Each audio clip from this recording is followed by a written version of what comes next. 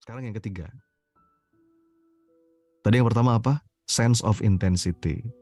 Tentang kondisi batin yang betul-betul penuh rasa dalam ngejalanin aktivitas. Dikit-dikit gampang nangis gitu ya. Hatinya lembut. Nah, itu sense of intensity. Yang kedua, feeling of clarity. Hidupnya itu jelas apa yang dia tuju, apa yang menjadi maksud hidupnya. Ya, teman-teman. Dan yang ketiga, sense of unity and connectedness. Maksudnya apa? Orang itu kalau sudah sampai pada pencerahan hidup kawan-kawan, dia itu bisa menenggelamkan egonya. Karena ego is the enemy. Jadi musuh terbesar kita itu ego. Di antara jebakan ego itu adalah ketika kita dalam hidup ini hanya fokus dengan keuntungan dan kepentingan diri. Sampai kehilangan empati dan kepedulian terhadap orang lain.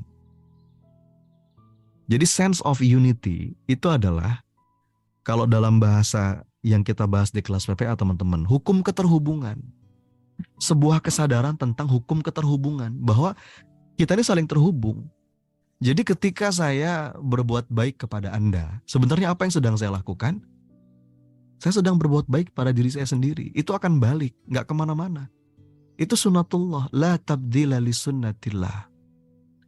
Jadi orang yang paham sense of unity ini, dia tuh gak ragu kalau mau nolong orang. Karena kalaupun dia mudahkan urusan orang, dia bantu orang, dia nolong orang, nanti itu akan balik, teman-teman. Itu akan balik. Pertolongan itu akan dia rasakan juga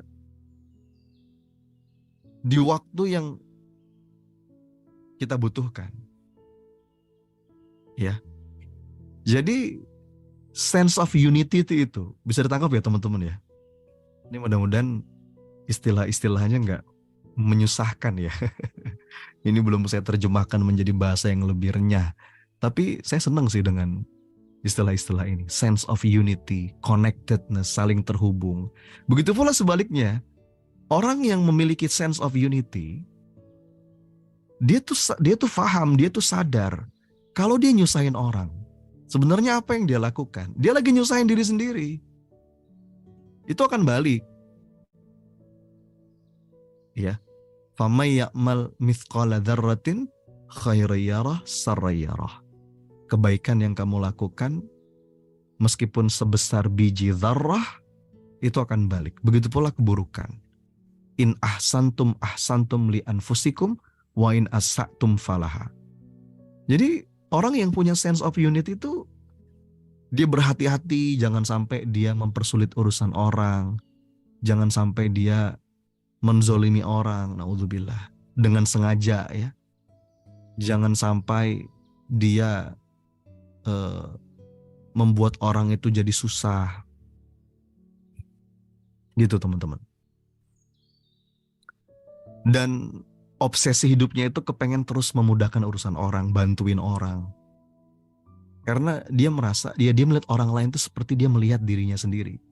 Jadi kata Nabi itu kan, tidak sempurna iman seseorang sampai dia mencintai saudaranya sebagaimana dia mencintai dirinya sendiri. Waduh, luar biasa itu hadis.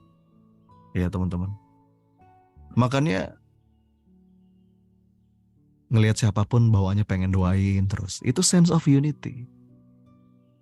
Connectedness. Kalaupun dia nggak bisa bantu, tapi ada hati yang terenyuh gitu. Dia nggak tega kalau ada lihat orang menderita. Dan dia kepengen semua orang itu selamat, dirahmati Allah. Akhirnya sense of unity ini menggerakkan dia untuk berdakwah, menunjukkan keindahan ayat-ayatnya Allah dengan sepenuh cinta. Nah, itu sense of unity, teman-teman sekalian. Nah, itu ciri orang yang sudah tercerahkan. Ciri orang yang sudah sampai pada spiritual enlightenment. Ya. In ahsantum ahsantum li anfusikum wa in asa'tum falaha. Jadi gak usah ragu kalau mau bantuin orang. Gak usah ragu kalau mau memudahkan urusan orang. Gak usah ragu kalau mau nolong orang. Itu gak kemana-mana kok. Itu akan balik. pada waktu yang paling tepat dalam bentuk yang paling baik. Gitu ya teman-teman.